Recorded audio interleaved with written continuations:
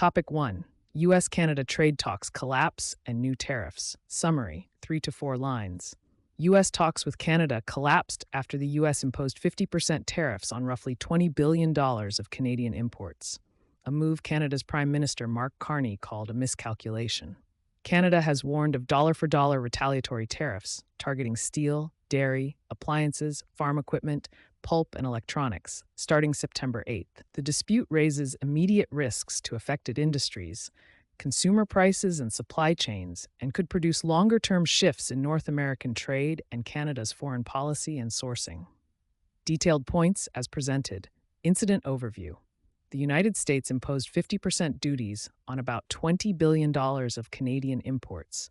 New measures took effect at midnight, and last-minute U.S. Canada trade negotiations broke down. Canadian Prime Minister Mark Carney criticized the move as a miscalculation.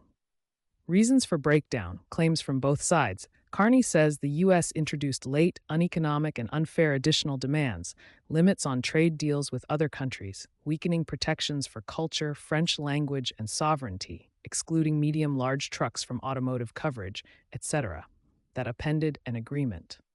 The U.S. Trade Representative counters that Canada rejected terms it had already agreed to. Retaliation and timing.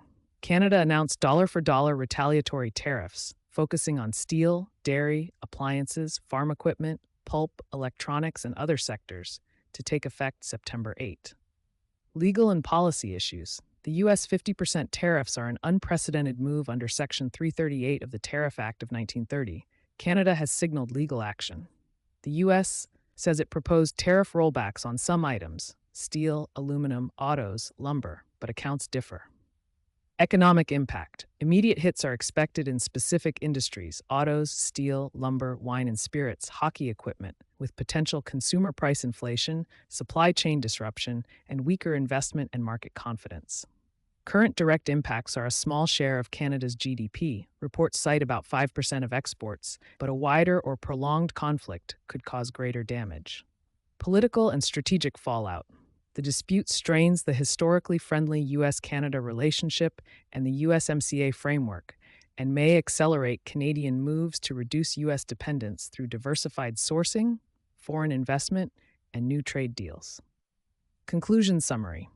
A trust breakdown over last-minute changes led to the talks' collapse and the imposition of high tariffs and reciprocal measures. Short-term costs to industries, consumers, and supply chains are likely, and long-term effects may include structural changes in North American trade and bilateral relations. Topic 2. NVIDIA warns customers of AI-related price increases.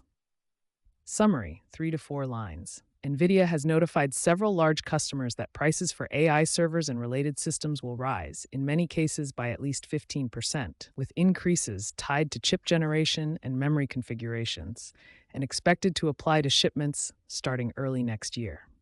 The price pressure stems mainly from sharply higher costs for memory chips and components used in GPU systems, and contract manufacturers have already informed big cloud customers. As a key supplier of AI infrastructure, NVIDIA's moves could force cloud and data center operators to rework budgets, timing, and deployment plans. Detailed points as presented. According to Bloomberg and Reuters, NVIDIA told some major customers that prices for AI servers, for example systems with Vera Rubin or Grace Blackwell accelerators, will rise, in many cases by at least 15%. The exact increase depends on chip generation and memory configuration, and the new pricing is expected to apply to shipments starting early next year. The background is a steep rise in costs for memory chips essential to GPUs and systems. Contract manufacturers that build servers have already notified large data center customers such as Micros,